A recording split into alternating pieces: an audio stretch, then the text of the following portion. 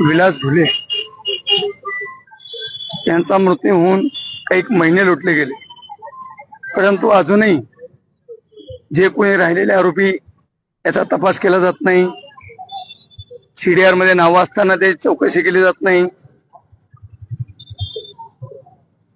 मृत्यू झाला, खून झाला हे तर सगळ्या महाराष्ट्राने बघितलंय.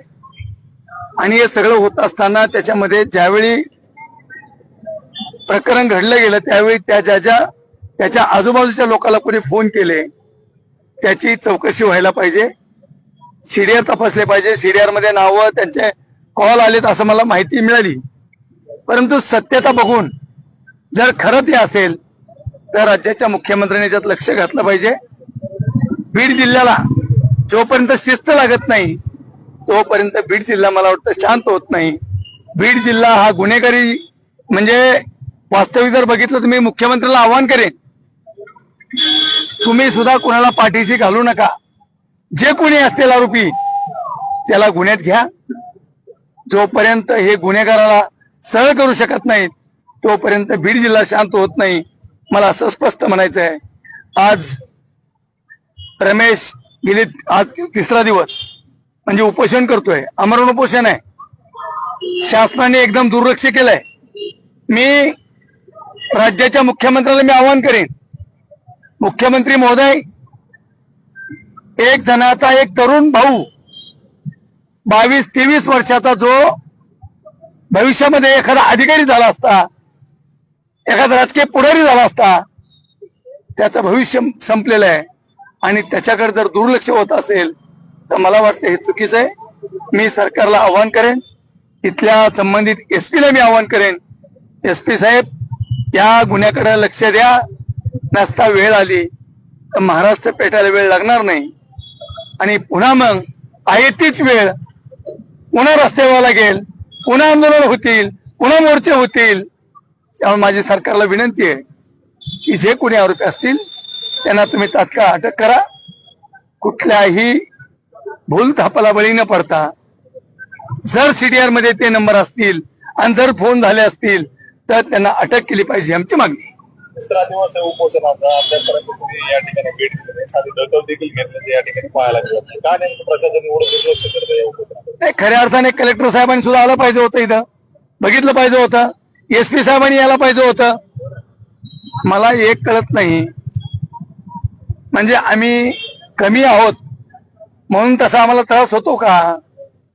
आम्ही मताने कमी आहोत म्हणजे लोकसंख्येने कमी आहोत म्हणून दुर्लक्ष आमच्याकडे सरकार करतंय का? याचाही मला थोडा डाऊट आहे. त्यामुळे सरकारला मी आवाहन करतो, आम्ही जरी कमी असलो तरी तुम्ही कमी समजू नका. मी जी घटना घडली त्या घटनेकडे लक्ष द्या. जिल्ह्याच्या एसपीला मी विनंती करतोय आणि आवाहन पण करतो की जे कोणी आरोपी असतील त्यांना तात्काळ अटक करा. नसता रस्त्यावरची लढाई राहील आणि मग जे जे काही होईल ते त्याला सरकार जबाबदार असेल. राज्याचे पोलीस महासंचालक बीड जिल्हा दौऱ्यावरती आहेत, शिष्टमंडळ त्यांना भेटणार आहे, काही मागणी करणार आहात? हो, तर मागणी तर करावं लागेल. आता उपोषण चालू आहे, आमरण उपोषण चालू आहे आणि आमरण उपोषण चालू असतो मागणी. एक तरुण तुमच्याच माझ्यासारखा एक भाऊ लहान, आज आपण ज्याला खऱ्या अर्थाने त्याला भविष्य घडवायचं होतं त्या माणसाचा मृत्यू झाला, खून झाला, मग पोलीस अधिकारी कशासाठी आहेत? तपास तर करावं लागेल ना. डीजी असो का आयजी असो, कुणी पण असू द्या, पण त्यांनी यांच्याकडे लक्ष दिलं पाहिजे आणि त्यांनी सुद्धा इथं येऊन भेट दिली पाहिजे आणि या गुन्ह्याकडे अगदी स्वतः म्हणजे खात्री करून लक्ष दिलं पाहिजे आणि जे कोणी आरोपी असतील त्यांना अटक केलं पाहिजे.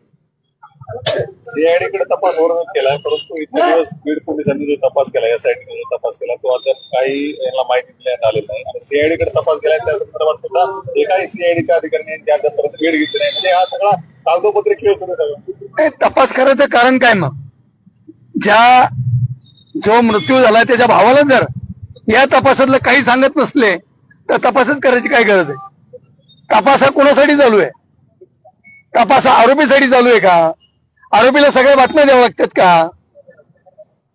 मग जर ज्याचा भाऊ मयत झालाय, एक तरुण पोरगा मृत्यू झालाय, ज्याचं लग्न झालं, आणि अजून मुलबाळ सुद्धा नाही, अशा मुलाचा खून होऊन जर सरकार दुर्लक्ष करत असेल, मी मुख्यमंत्र्याला मी आव्हान करतो, CID असो, SID असो किंवा SP ऑफिस असो, त्यांनी जे जे तपास केलाय त्या तपासचं जे घडलंय ते जे मैताचे बंधू आहेत त्यांना ते उपोषण करतात त्यांना दाखवलं पाहिजे आणि ती माहिती दिली पाहिजे.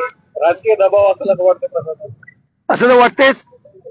राजकीय दबावाशिवाय इतकं कुठं होतंय का? राजकीय दबाव नसता तर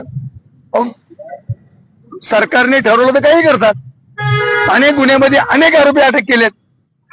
दबाव तरी कसलाय माहित नाही आम्हाला, पण सरकारने दबाव हा शब्द जर सरकारवर जर दबाव असेल एखाद्या कार्यकर्त्याचा आणि त्या दबावामुळे जर आरोपी अटक होत नसतील तर मला वाटतं सरकारपेक्षाही जो आरोपीचा कोणी नातेवाईक आहे तो मोठा आहे असं मला म्हणावं लागेल.